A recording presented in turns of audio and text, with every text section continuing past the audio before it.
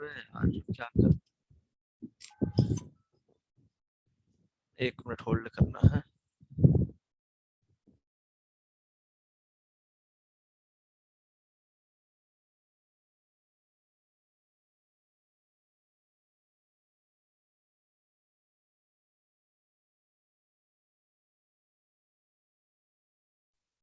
यार रिकॉर्डिंग का याद दिला दिया करो भाई। क्या क्या देख लिया हमने इतनी देर में। कितने लोग मिसिंग है भाई क्लास में?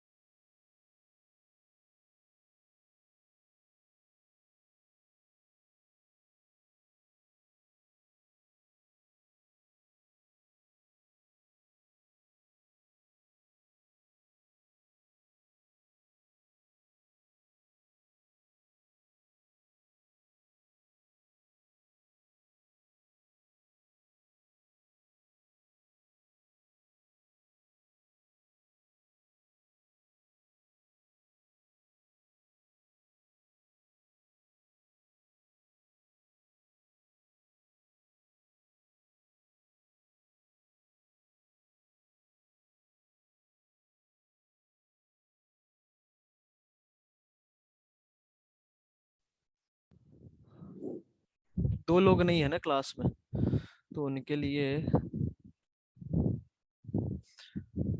चलो ठीक है भाई। यदि यहाँ पे गिवन कंडीशन के हिसाब से AC पैरेलल BD है, तो ये वेक्टर इसके पैरेलल है, तो this can be written as lambda times. यदि ये तो इसको डिवाइड किया, रेशियो आ गया आपका लैम्डा। लैम्डा क्या है? Real number. यदि ये रियल नंबर है, ये कॉम्प्लेक्स रियल है आपका, तो ये और इसका कॉन्जुगेट बराबर होगा, तो वहां से ये रिजल्ट आ गया। ठीक है। और हमने बोला कि Z3 माइनस Z1 अपॉन में Z4 माइनस Z2 एक रियल नंबर है, तो इसका आर्ग्यूमेंट या तो जीरो होगा या फिर पाई होगा, क्योंकि रियल एक्सिस पे आएगा, तो जीरो या फिर पाई। तो यहाँ से हमने दो नोट लिखे कि Z और W आपके दो कोलिनियर वेक्टर्स है। यदि दो कोलिनियर वेक्टर्स है, तो उनका जो रेशियो है उसका आर्ग्यूमेंट जीरो या पाई होगा, क्योंकि ये आपका जो है प्योरली रियल नंबर है। प्योरली रियल है तो उसका और उसका कॉन्जुगेट बराबर होगा। इसको क्रॉस मल्टीप्लाई करके ये आ गया। दूसरी बात, दोनों कोलिनियर वेक्टर्स थे, तो ये वेक्टर इसके पैरेलल है, तो Z can be written as lambda times of W। दूसरी कहानी, Z और W यदि परपेंडिकुलर वेक्टर्स हो गए, तो रोटेशन से हम देखें तो आर्ग्यूमेंट ऑफ Z/W, उन दोनों के बीच का एंगल यदि π/2 होगा या फिर -π/2 होगा। ठीक। और दूसरी बात, Z/W आपका जो है, this can be written as rotation से Z/W mod Z by mod W e power iota. Anti clockwise गए तो π/2, क्लॉकवाइज आए तो -π/2। समझ में आ गई बात? तो Z can be written as lambda times of iota omega, क्योंकि e पावर आयोटा की वैल्यू क्या होती है? आयोटा। तो ये इसको लैम्डा ले लिया हमने, तो W उधर गया, तो लैम्डा आयोटा W हो गया। ठीक है। दूसरे इसको समझने का तरीका कि W को मैंने आयोटा, आयोटा मतलब क्या होता है आपका? e power iota π/2। तो इसको आप देखो, आयोटा से मल्टीप्लाई किया, मतलब किसी आपने, ये क्या है? e power iota π/2। ये आपका रोटेशन फैक्टर हो गया। तो π/2 एंगल से रोटेट किया, तो W जो है Z की डायरेक्शन में चला गया, मतलब Z के पैरेलल हो जाएगा। ऐसे होगा या फिर ऐसे होगा।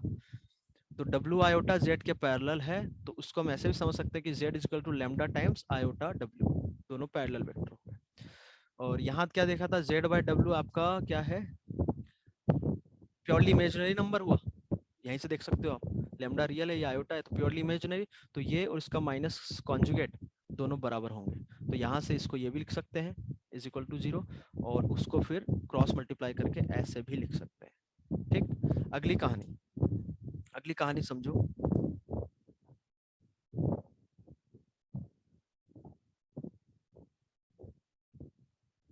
ठीक है,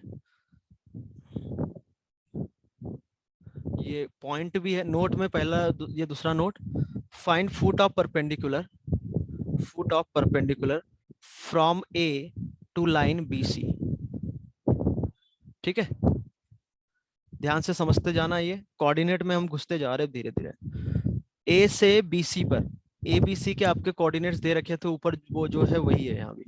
ठीक है, ध्यान से सुनना, दो पॉइंट से पास होने वाले की स्ट्रेट लाइन होती है, तो बी का आपका कॉम्प्लेक्स नंबर है, बी के करस्पॉन्डिंग कॉम्प्लेक्स नंबर Z2, के सी के करस्पॉन्डिंग Z3, ए के करस्पॉन्डिंग Z1। ठीक, तो फुट ऑफ परपेंडिकुलर निकालना है ए से बी सी पर, तो ये मान लो आपका फुट ऑफ परपेंडिकुलर है, उसको हमने कुछ बोल दिया, डी तो यूज नहीं करेंगे, एम बोल दिया, उसको कुछ कोऑर्डिनेट हमने ले लिया Z5, Z1 Z2 Z3 Z4 है, Z5 ले लिया।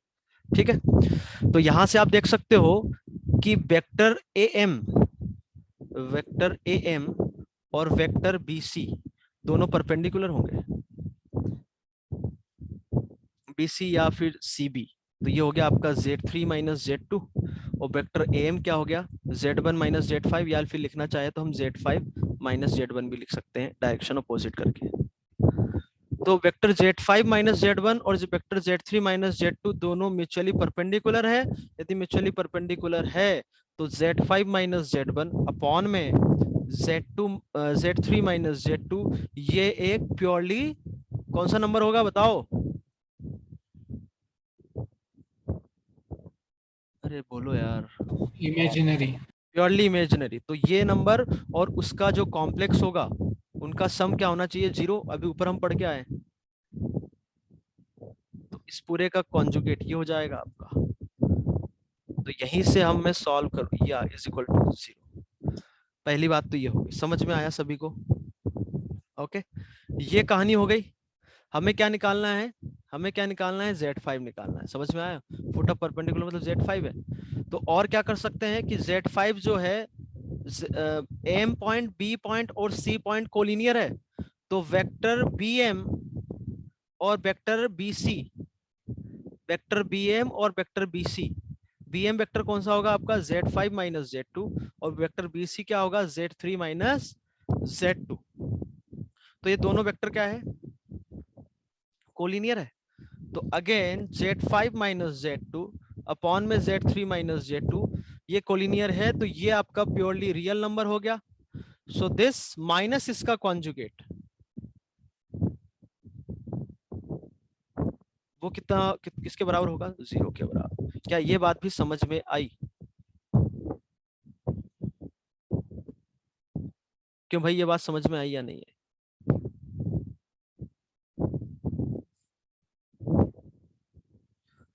तो पहला इक्वेशन ये सर ऊपर फिर हो से गया। बताइए। हाँ, पहला इक्वेशन, दूसरा इक्वेशन बताता हूं मैं एक बार, और यहाँ से हम Z5 बार को एलिमिनेट कर दे तो आपका Z5 आ गया, किसके? Z1 Z2 Z3 के टर्म्स में। तो यही आपका फुट ऑफ परपेंडिकुलर हो गया। अच्छा, देखो ऊपर देखो, मैं आपसे बोलूं, स्क्रीन लैग करने लगी यार, एप्लीकेशन हटाना पड़ेगा मुझे। हाँ, कहाँ थे हम? यहाँ पर, यदि दो कोलिनियर वेक्टर्स है तो कॉम्प्लेक्स नंबर उसका कॉन्जुगेट बराबर होता है। So this can also be written as complex number, ये प्योरली इमेजिनरी है, और इसका कॉन्जुगेट का डिफरेंस क्या होगा? 0 होगा। इसको लेफ्ट साइड ले आओ। ठीक है, और दूसरी बात, यदि परपेंडिकुलर है तो कॉम्प्लेक्स नंबर और उसके कॉन्जुगेट का सम क्या होगा? 0। वही तो यूज किया हमने। अब समझ में आया भाई? अब समझ में आया? हाँ ये दोनों वेक्टर परपेंडिकुलर थे तो कॉम्प्लेक्स नंबर और इसका कॉन्जुगेट, ये प्योरली इमेजिनरी हो गया तो उसके कॉन्जुगेट का सम 0 होगा। और यहाँ पर दोनों वेक्टर कोलिनियर थे तो उनका रेशो ये क्या हो गया, purely real number. Purely real number है तो इसका और इसके कॉन्जुगेट का डिफरेंस 0 होगा। दोनों से हम Z5 का बार इलिमिनेट कर दे तो Z5 आ जाएगा आपका। सो this is the required foot of perpendicular. अब ऐसे ही हम बात को समझना, इसको हम ना कॉम्प्लेक्स नंबर को आप इसमें ले जा रहे हैं, धीरे धीरे कोऑर्डिनेट होते हैं। फाइंड, अगला क्वेश्चन है आपका, find ortho centre of triangle OAB। इसका क्या निकालना है, ortho centre. Ortho centre of triangle OAB where O is origin, where O is origin।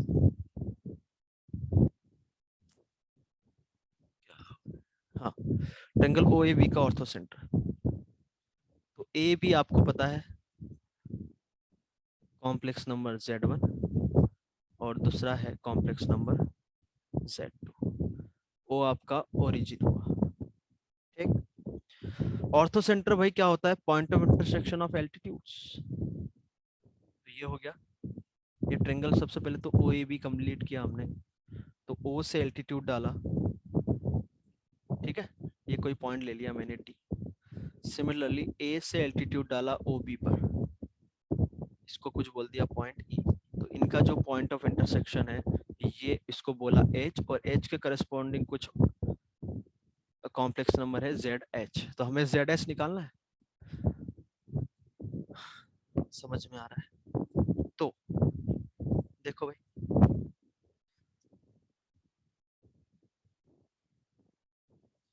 तो पहली बात तो कि OH जो है, OH वेक्टर जो है किसके परपेंडिकुलर है, AB के। मतलब OH में देखो, so this is perpendicular to AB। तो ये तो ओरिजिन है, ये ZH है। तो ये वेक्टर और ये वेक्टर लिख सकता हूं मैं। तो ये वेक्टर आपका हो गया ZH अपॉन में AB वेक्टर क्या हो जाएगा, Z2 माइनस Z1। ये परपेंडिकुलर है तो ये प्योरली इमेजिनरी हो गया। तो ये कॉम्प्लेक्स नंबर और इसके कॉन्जुगेट का सम अगेन 0। पहली बात तो ये हो गई, ठीक है। अब हमें हमारा ZH वेरिएबल था तो ZH बार भी वेरिएबल है, तो यहाँ पर, और ZH में कितने वेरिएबल, ZH को मैं लिखूँ x प्लस आयोटा y, तो 2 वेरिएबल है, हमें 2 इक्वेशन चाहिए होगी। तो एक इक्वेशन और निकालना पड़ेगा, वो कहाँ से निकलेगी, यहाँ से, कि AH जो थे, AH जो है आपका, वो किसके परपेंडिकुलर है, OB के। तो ये वेक्टर हम निकाल सकते हैं AH। AH क्या हो जाएगा आपका वेक्टर, ZH माइनस A का पोजीशन वेक्टर Z1, और ये जो OB वेक्टर हमें पता है कौन सा है, Z2 अपॉन में Z2। ये भी प्योरली इमेजिनरी, तो ये और इसका कॉन्जुगेट बराबर होगा,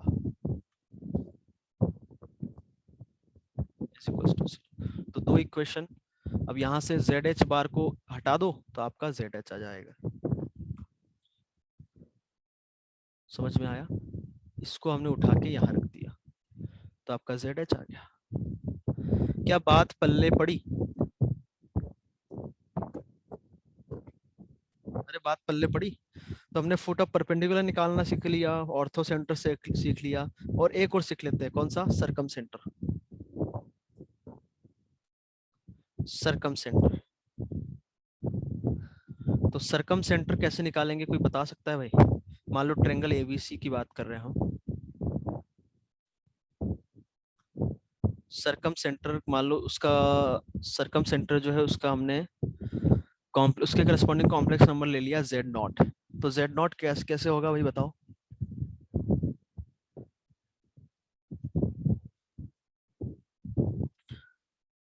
तो यहां से मैं परपेंडिकुलर डालू BC पे,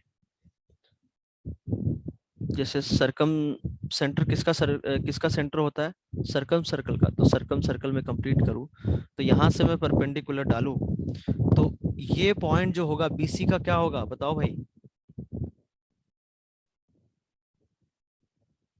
BC का मिड पॉइंट, अरे होगा ना? हाँ सर। होगा। तो ये पॉइंट मैंने O बोला, ये इसको बोल दिया D। तो यहाँ से क्या आ जाएगा, OD is perpendicular to BC। तो फिर से वही कहानी लिख दो आप, ओके। और एक और कहानी चाहिए होगी तो यहाँ से हम लिख देंगे, ये पॉइंट E ले लिया तो ओ ई आपका परपेंडिकुलर किसके होगा, ए सी के। तो वहां से भी दो इक्वेशन आ गई, जेड नॉट और जेड नॉट बार में। समझ पा रहे हो? तो ये ऐसे चलेगा। Now, अगला क्वेश्चन 30 लिखे हम। If Z1, Z2, Z3 are the vertices of an isosceles triangle, लिखे। इफ Z1, Z2, Z3 are the vertices of isosceles triangle,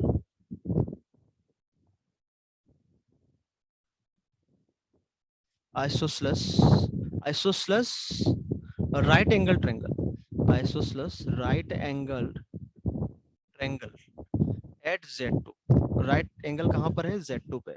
then prove that this Z1 square plus 2Z2 square plus Z3 square is equals to 2 times Z2 Z1 plus Z3। prove that this।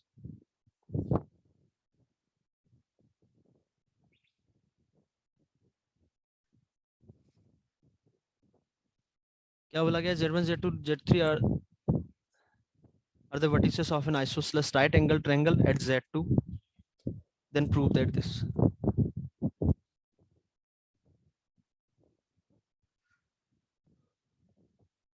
आगे और question लिख लो, आगे और question लिख लो भाई। Question number 31।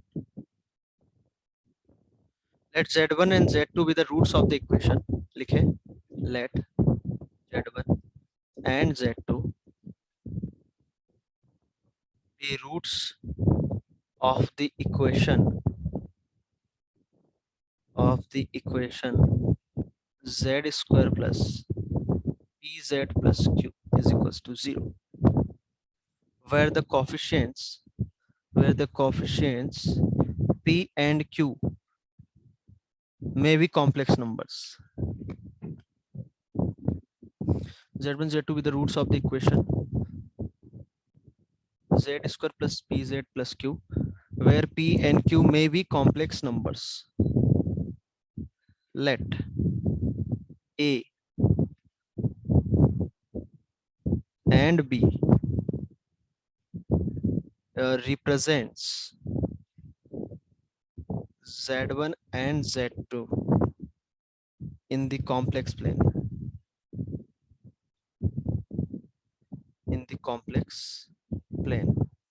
if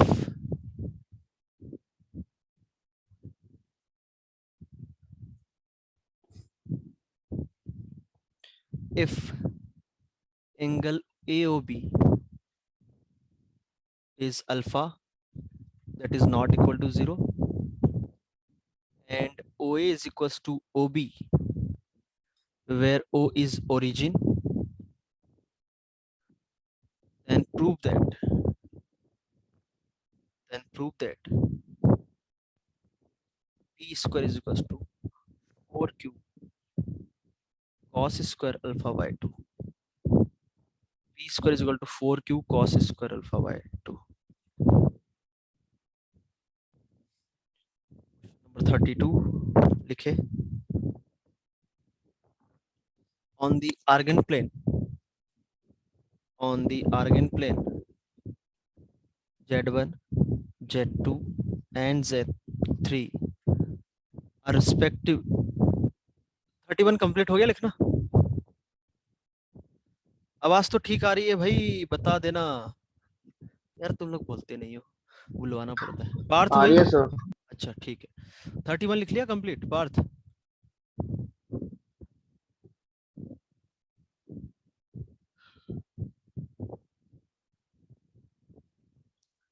Partha हाँ Partha, sir. हाँ भाई लिख लिया 31?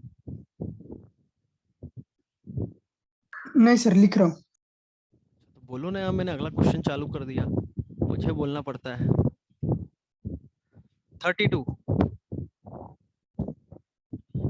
यार, ये ना कुछ यहाँ जो लिख रहा है वो लिखने भी नहीं दे रहा है, पता नहीं क्या समस्या है इसके साथ। ये लिखा हुआ था 4Q cos square alpha by 2 था।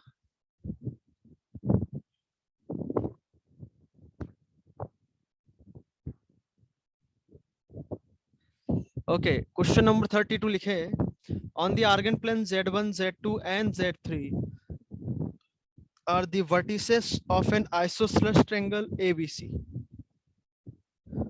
Isosceles triangle.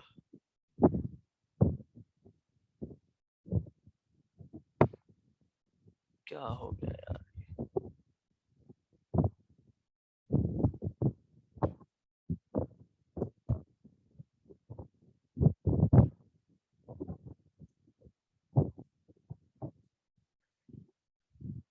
Are the vertices of isosceles triangle ABC. ठीक, with AC is equals to BC. AC is equals to BC and equal angles are theta and equal angles are theta.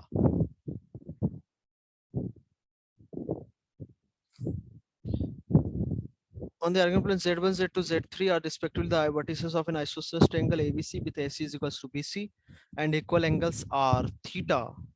If Z4 is the incenter of the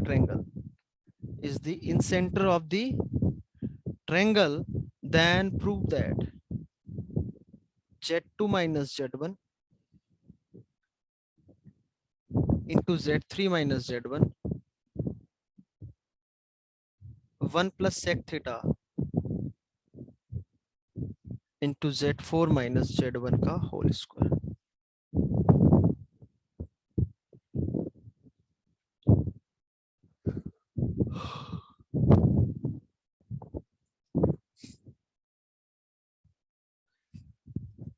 ये तीनों question है.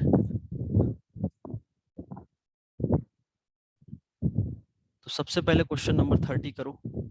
अभी करना है 30.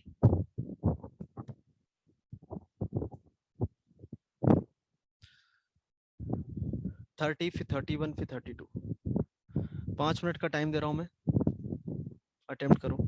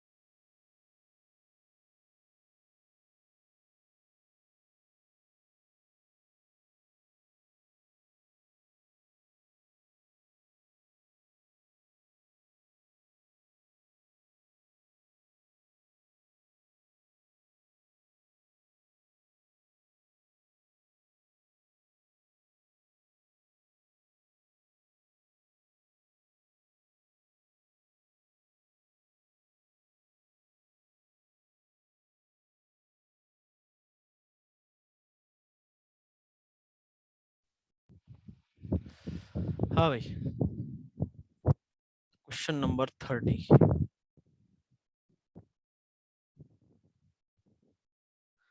Z1 Z2 और okay, तो हमें ये प्रूफ करना है।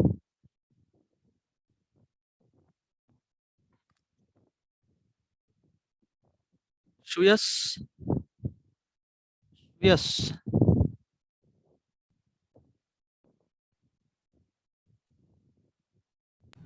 Yes sir. भाई ईमानदारी से बताना, समझ समझ आ रहा है कि नहीं आ रहा है? आ रहा है सर। आ रहा है, चलो ठीक है। यार मैं बार बार बोलता हूँ ना कि भाई डाउट हो तो बता दिया करो, तो पूछ लिया करो यार, तुम लोग बोलते ही नहीं, मेरे को समझ नहीं आता कि ऑनलाइन क्लास में ऐसे ही चलता है।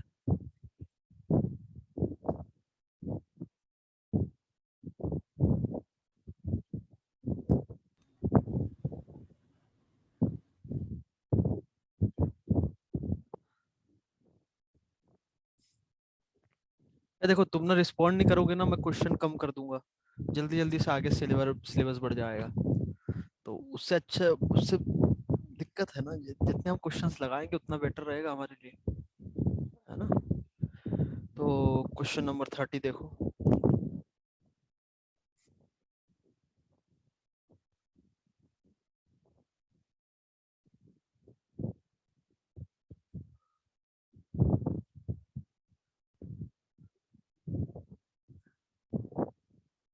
इसको कॉम्प्लेक्स नंबर Z1 लिया, इसको Z2, क्योंकि उसने बोला है कि राइट एंगल Z2 पे, और इसको Z3 दैट इज C।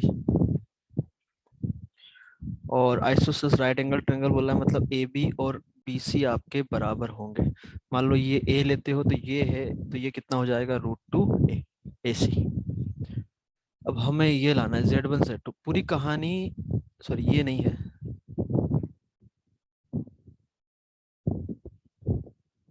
पूरी कहानी Z1 Z2 Z3 में लानी है, ठीक है।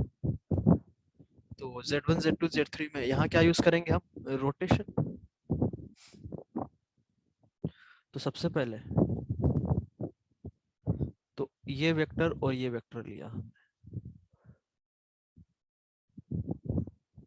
तो Z1 माइनस Z2 अपॉन में Z3 माइनस Z2 किसके बराबर हो जाएगा, दोनों का magnitude A by A e power iota.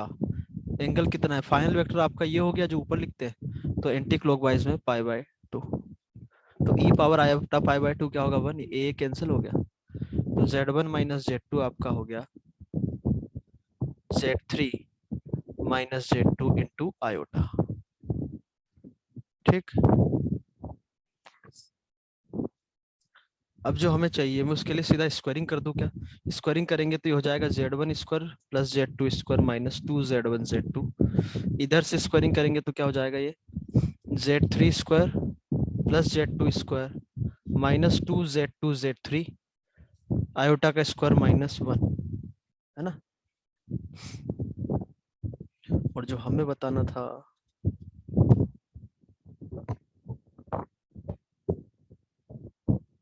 अच्छा, तो ये -1 के साथ तो Z2 स्क्वायर इधर इधर आएगा, तो वो 2Z2 स्क्वायर हो गया। ये Z3 स्क्वायर -1 के साथ तो इधर आ गया प्लस Z3 स्क्वायर, और इधर हो गया 2Z1 Z2, और ये हो गया 2Z2 Z3। तो यही तो हमें प्रूफ करना था, हैंस प्रूफ, बस यही करना है आपको। ओके, अगला क्वेश्चन 31 और 32 मैं आपको ये होमवर्क में दे रहा हूँ, इसको कर लेना, है ना। और प्रूफ करने वाले हैं तो आंसर भी आप अपने आप हिसाब से ही चेक कर सकते हो। होमवर्क में है मतलब आपको कल याद दिलाना है ये कि सर ये क्वेश्चन था, डिस्कस कर लो, ठीक है, तो करके ही आना। यदि उतना आपने कर लिया तो जो जो भी मैंने अभी तक रोटेशन से लेके अभी तक पढ़ाया है, आपकी चीजें क्लियर हो जाएगी।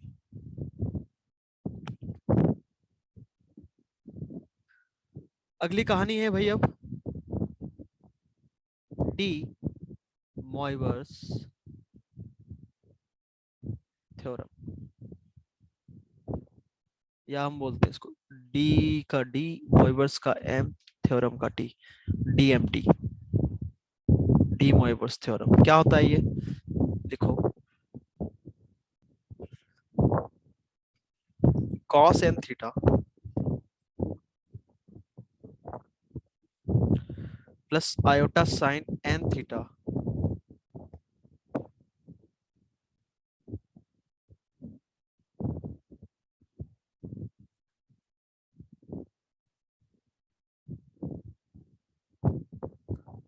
cos n theta plus iota sin n theta will be a value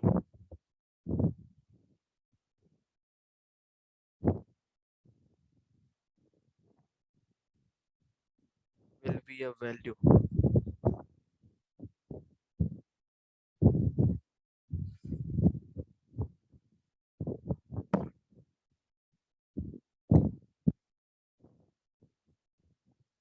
or one of the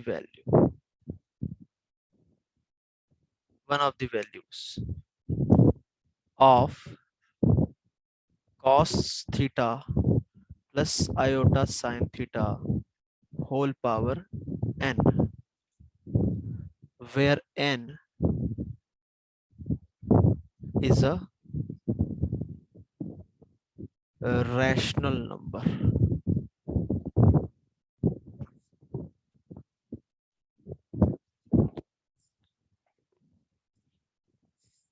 बहुत इंपॉर्टेंट चीज है ये, यहीं से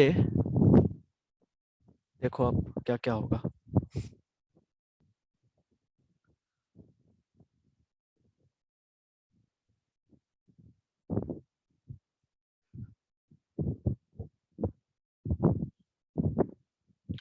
तो क्या बोल रहा है, cos n theta plus iota sin n theta will be a value or one of the values of cos theta plus iota sin theta whole power n, where n is a rational number.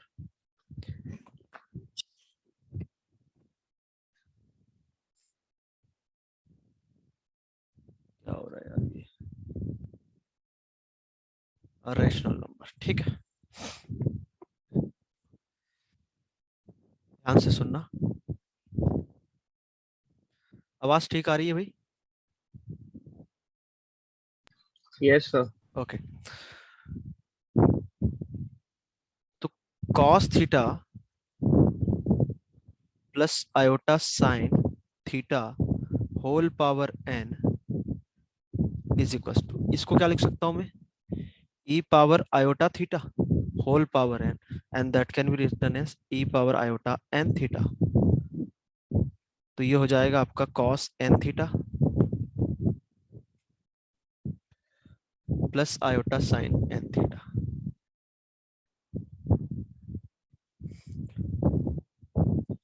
अब ये समझो आप कि मैंने यहाँ जो लिखा है स्टेटमेंट में, cos theta plus cos n theta plus iota sine n theta will be a value or one of the values of this।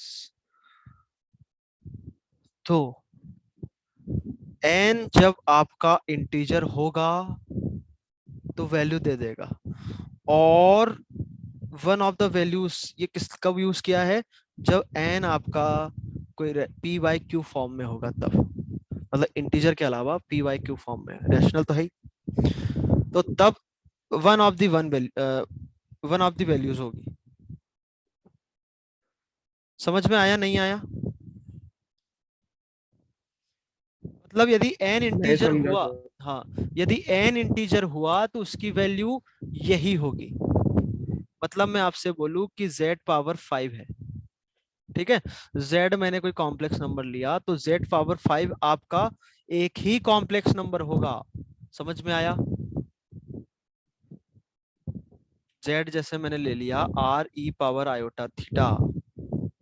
अच्छा, हम किस टाइप में ले रहे हैं, ऐसे सुनो, z मैंने लिया cos theta plus iota sine theta, तो z पावर 5 सिर्फ और सिर्फ वैल्यू क्या होगी, cos 5 theta plus iota sign 5 theta. बात समझ में आया? बट मैं आपसे बोलूं कि z पावर, अरे यार क्या हो रहा है यार ये, हाँ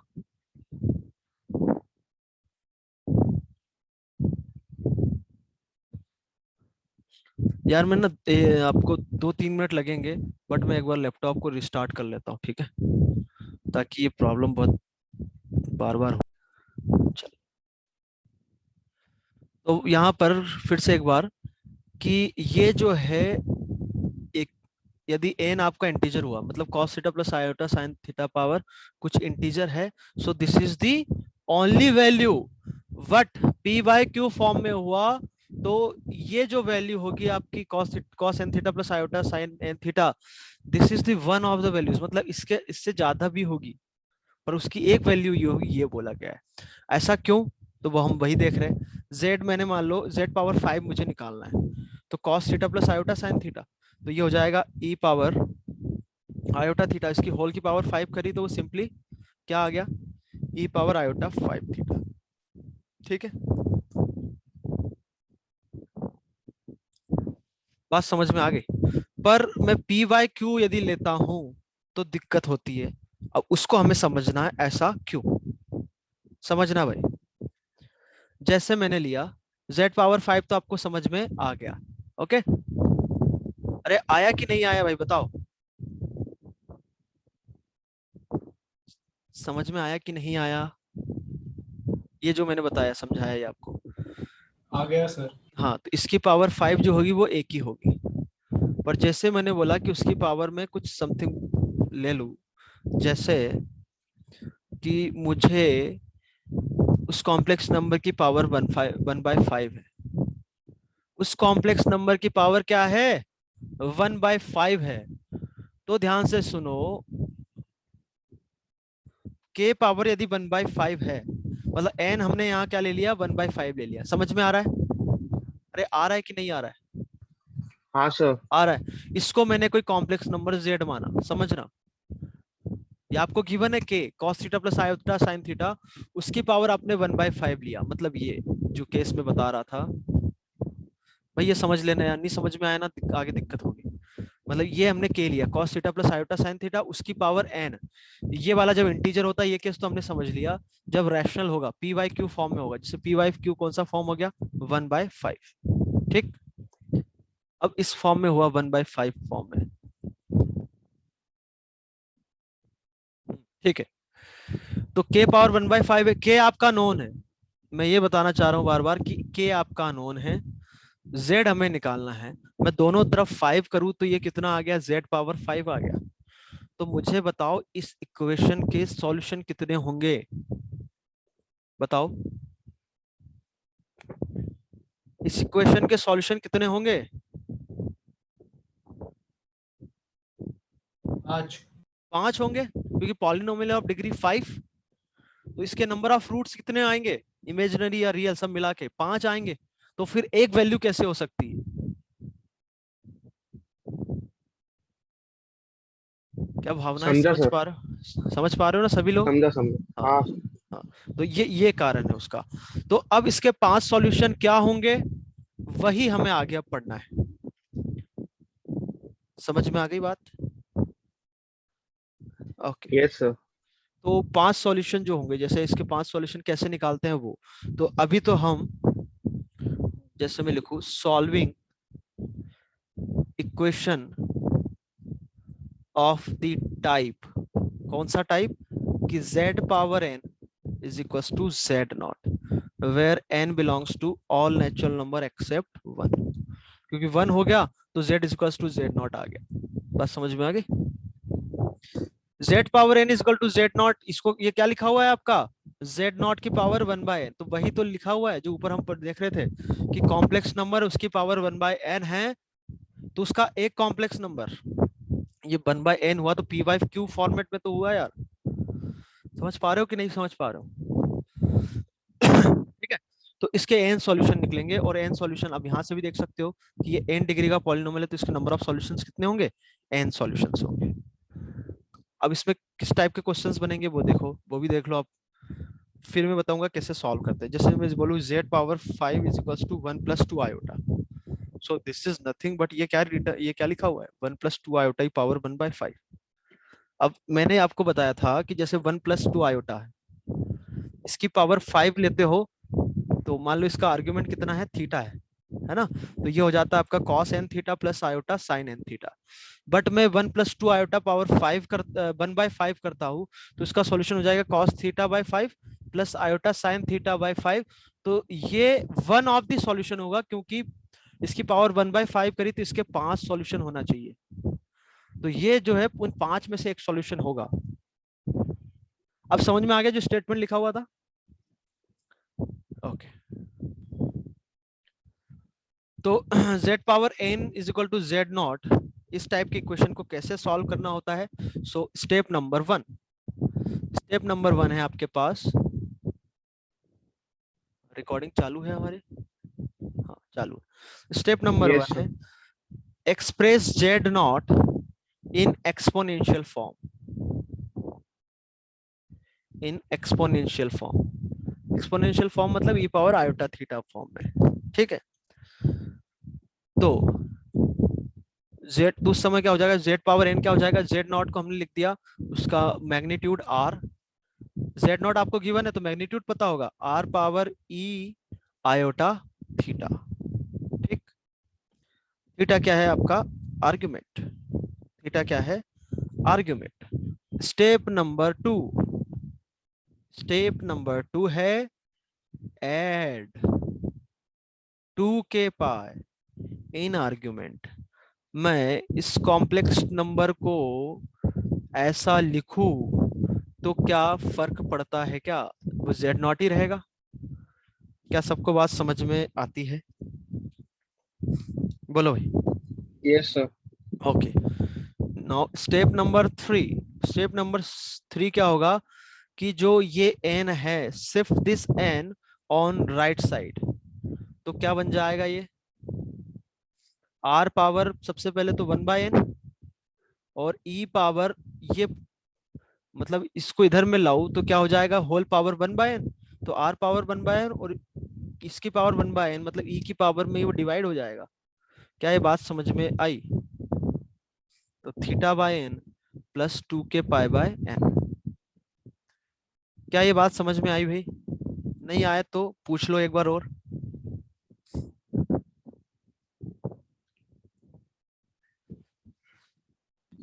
समझा सर। ओके ठीक है, बहुत बढ़िया। यदि इतना समझ में आ रहा है तो आपका आधा काम हो गया। Now put k is equal to 0 1 2 3 कब तक? n-1 तक।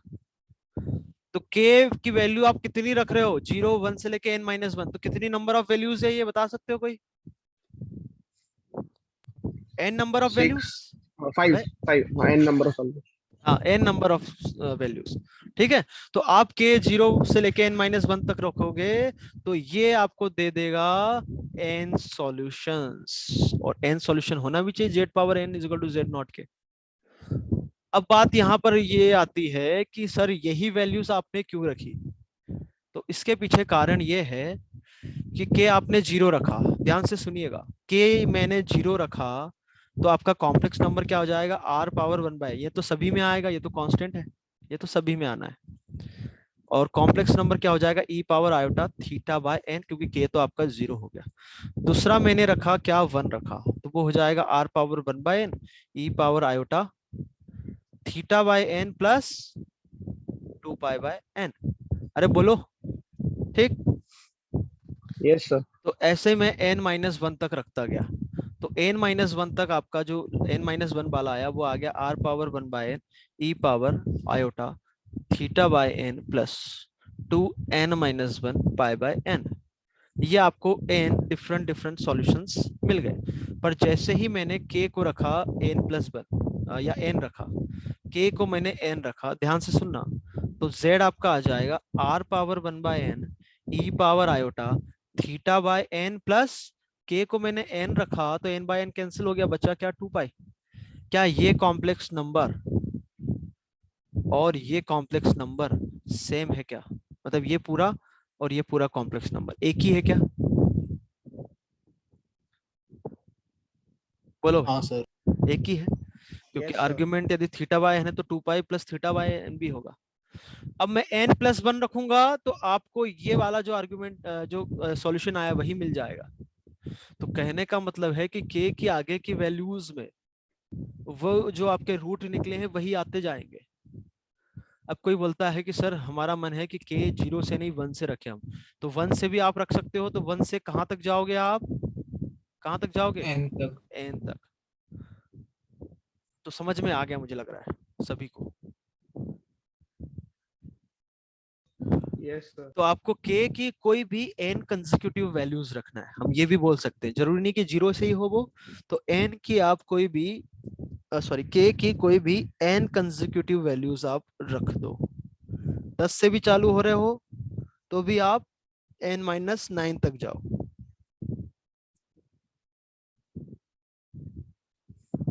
नहीं, n- कहां तक जाना पड़ेगा, n-10 तक। कहां तक जाना पड़ेगा 10 से लेके,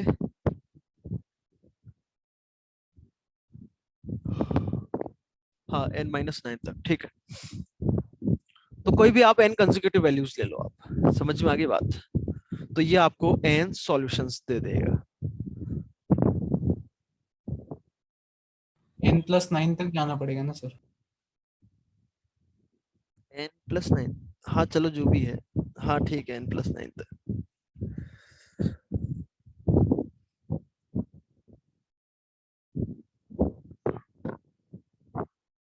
तो एक बार फिर से हम लिखे, तो z पावर n था आपका इक्वल टू z0 था। z0 को हमने क्या लिखा, r e⁻i थीटा। थीटा क्या है इसका आर्ग्यूमेंट, किसका, z0 का। तो जो हमने सॉल्यूशंस निकाले, इसके सॉल्यूशंस आ गए r⁻1/n e⁻i θ/n plus 2k π/n के आप रखते जा रहे हो कहां से कहां तक, 0 से लेके 1 2 ऐसे कहां तक रखते जा रहे हो आप, n-1 तक।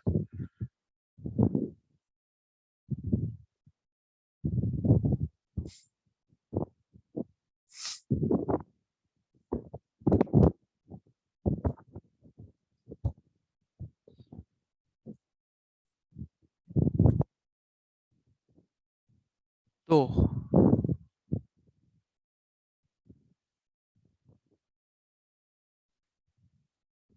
ये जिस इसके जो रूट आ रहे हैं आपके कौन कौन से, पहला रूट हो गया आपका r⁻1/n e⁻i θ/n। दूसरा रूट हो गया r⁻1/n e⁻i θ/n plus 2π/n। तीसरा root r⁻1/n e⁻i θ/n plus 4π/n and so on, ऐसे रूट्स आ रहे हैं, ठीक है। तो इसको मैंने बोला रूट नंबर z1, इसको बोला z2, इसको बोला z3, ऐसे ही आपके zn रूट्स आ रहे हैं। तो पहला जो रूट होगा मुझे बता सकते हो,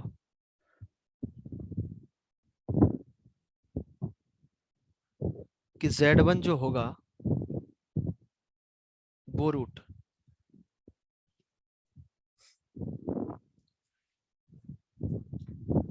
एक मिनट,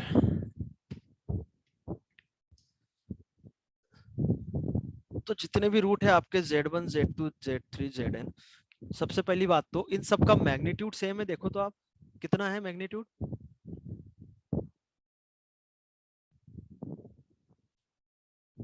बता सकते हो, जितने भी कॉम्प्लेक्स नंबर है इन सब का मैग्नीट्यूड कितना है, बोलो यार। 1। 1, 1 कहाँ से, r⁻1/n है ना। हाँ हाँ, r⁻1/n।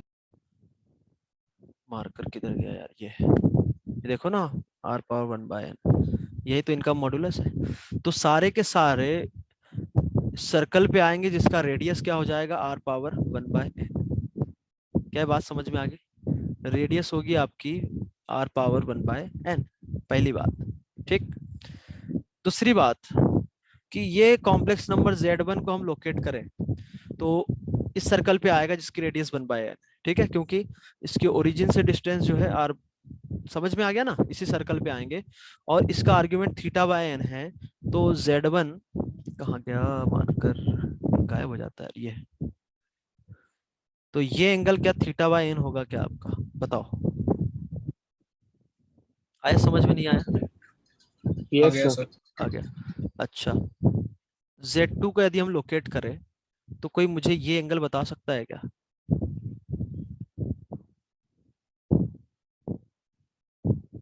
बोलो, ये एंगल कितना होगा Z1 और थीटा Z2 प्लस के 2 बाई बीच एन। का? हाँ, 2 पाई बाय एन। बिल्कुल सही जवाब, 2 पाई बाय एन, क्योंकि इसका थीटा बाय एन है आर्गुमेंट, इसका क्या है theta by n plus 2 pi by n, तो theta by n plus 2 pi, क्योंकि ये एंगल जो होगा पूरा theta by n plus 2 pi by n, तो ये कितना बचा 2 पाई बाय एन। Z2 और Z3 में कितना होगा बता सकते हो?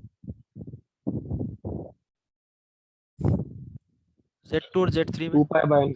वो भी 2 pi by N, Z3 Z4 में वो भी 2 पाई एन, ऐसा चलता रहेगा और फिर आपका आ जाएगा इधर Zn, तो Zn और Z1 में कितना एंगल होगा दोनों के बीच का?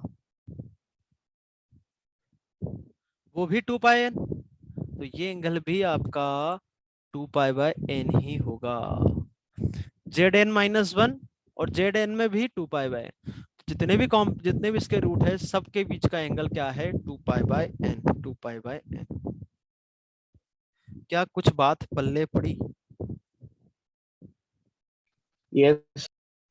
समझ में आ गया? ओके, तो जितने भी ये सर्कल्स, जितने भी रूट्स है वो सर्कल पे आएंगे, अब सेम रेडियस है ना, और angle between this roots are 2 pi by n, where n क्या है, एन एन किस क्या होता है कि जब उसके रूट्स निकालते हैं एन रूट्स। ठीक है, तो सबसे पहले तो एक छोटा सा एग्जांपल लेते हैं तो चीजें और क्लियर होगी। मार्कर गायब हो जा रहा है, बताओ। अच्छा, तुम लोगों को ये जो मैं जहाँ वर्किंग एरिया होता है दिखता है, ये यहाँ पे छोटा छोटा कि लिखते हैं तब दिखता है, नहीं सर, नहीं दिखता? जब आपका कर्सर वापस जाता है तभी दिखता है। अच्छा। कौन सा क्वेश्चन आने वाला है अभी? 33, तो क्वेश्चन तो होमवर्क थे। 33, solve this, solve this, z power 4 is equal to 1 minus iota. कितने रूट निकलेंगे बता सकते हो? पहले तो सॉल्व करना मतलब पता होना चाहिए कि हम क्या कर रहे हैं। कितने रूट निकलेंगे? 4। बस 4 रूट्स। तो 4 रूट निकालो।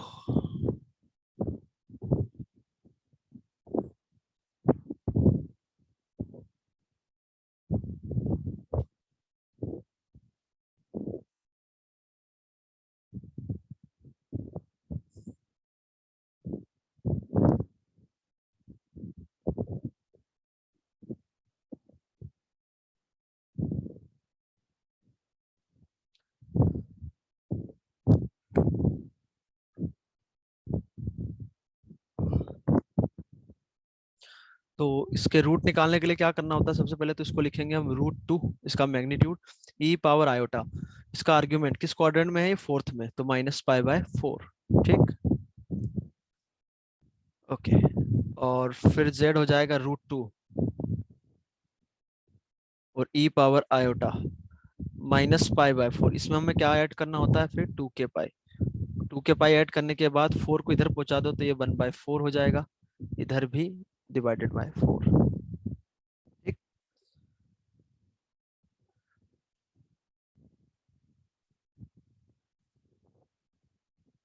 तो z हो गया 2 की पावर 1/2, 1/4, 1/8, और e की पावर आयोटा ये हो जाएगा -π/16 प्लस k पाई बाय कितना 2, k हमें यहाँ क्या रखना होता है, पावर 4 था तो 0 1 2 और हम क्या रखेंगे 3 तक, तो k मैंने 0 रखा तो 2 पावर 1/8 आ गया, और e पावर आयोटा -π/, कितना हो गया 16।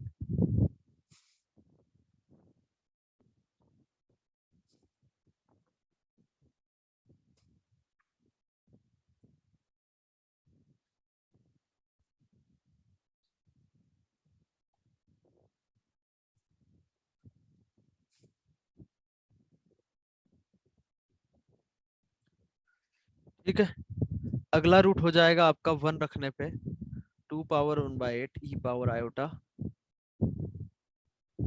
Minus pi by 16 plus pi by 2। फिर अगला रूट हो जाएगा 3 रखने पे माइनस पाई बाय 16 प्लस कितना रखने पे 2 रखने पे तो आ जाएगा प्लस पाई। फिर लास्ट रूट हो जाएगा ये e power iota minus pi by 16 और 3 रखेंगे तो कितना हो जाएगा 3 पाई बाय 2। तो ये ऐसे 4 रूट आ गए आपके। ठीक,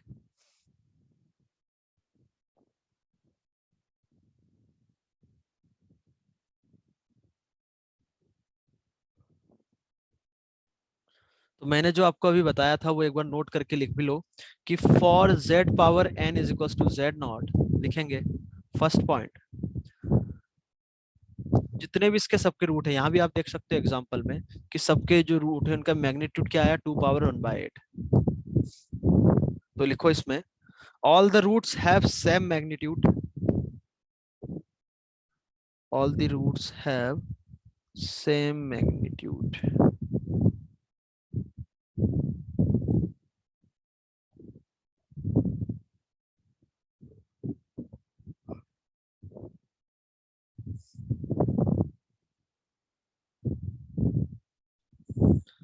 ओके, पहली बात तो ये हो गई। दूसरी बात कि उनके बीच का जो एंगल होता है angle between them is 2 pi by. पहला पॉइंट था all the roots have same magnitude.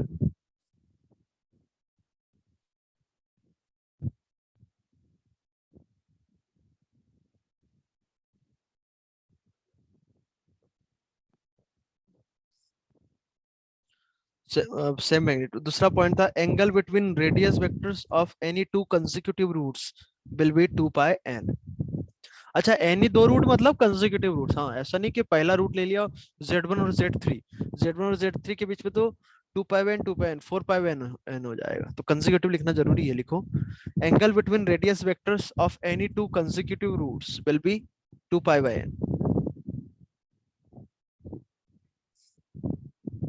अभी बताया था, जो लोग भूल गए उनको फिर से बता दूं कि ये z1 है तो z2 इनके बीच का एंगल 2 पाई n, ये भी 2 पाई n, ये भी 2 पाई n, z आया ना आया वो भी 2 पाई n, ऐसा। तो इन रेडियस वेक्टर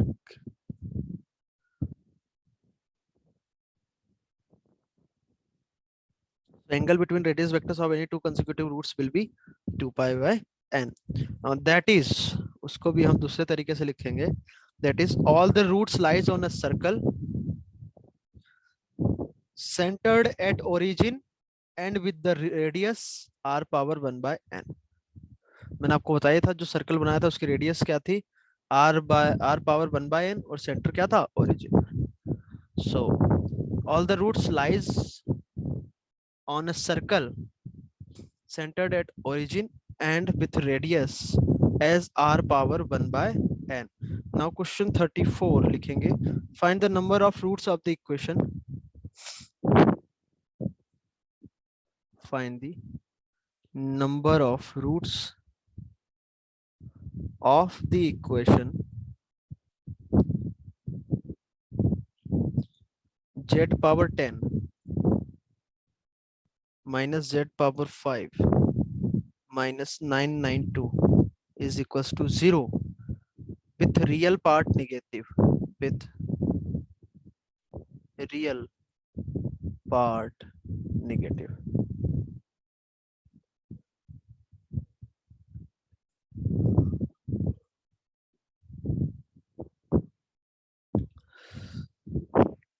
ओके, इसके बाद रहेगा हमारा nth root and cube root of unity, nth root and cube root of unity. तो क्यूब रूट ऑफ यूनिटी आपने कई बार क्वेश्चंस में देखा होगा, तो वो इसमें हम पढ़ेंगे। ठीक है, तो ये सर इस क्वेश्चन वीक में खत्म हो जाएगा ना? हाँ मोस्ट प्रोबेबली हो जाएगा, मतलब डिस्कशन बचेगा आपका। अच्छा, कॉम्प्लेक्स नंबर की शीट आपके पास है, तो जितना पोर्शन पढ़ा दिया है आप कर सकते हो।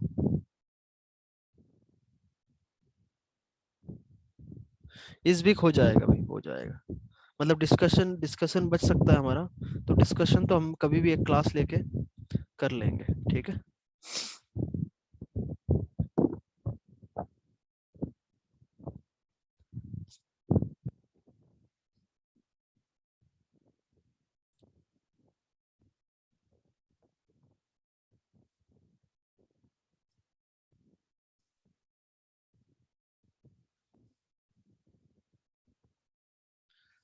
अब कॉम्प्लेक्स की शीट जो है आपके पास,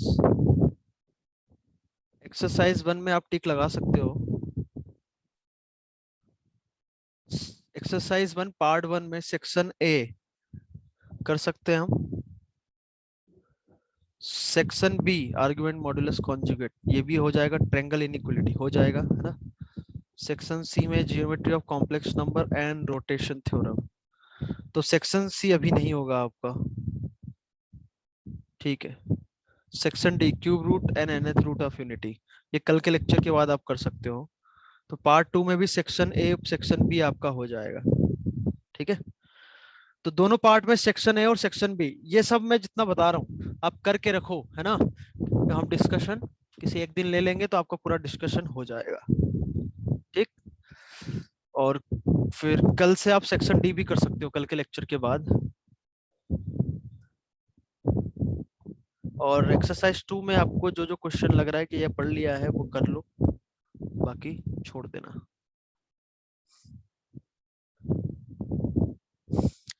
ठीक है भाई, ये जो क्वेश्चन है 34 करके रखना, कल ही डिस्कस करेंगे, फिर हम आगे का पढ़ेंगे। ओके,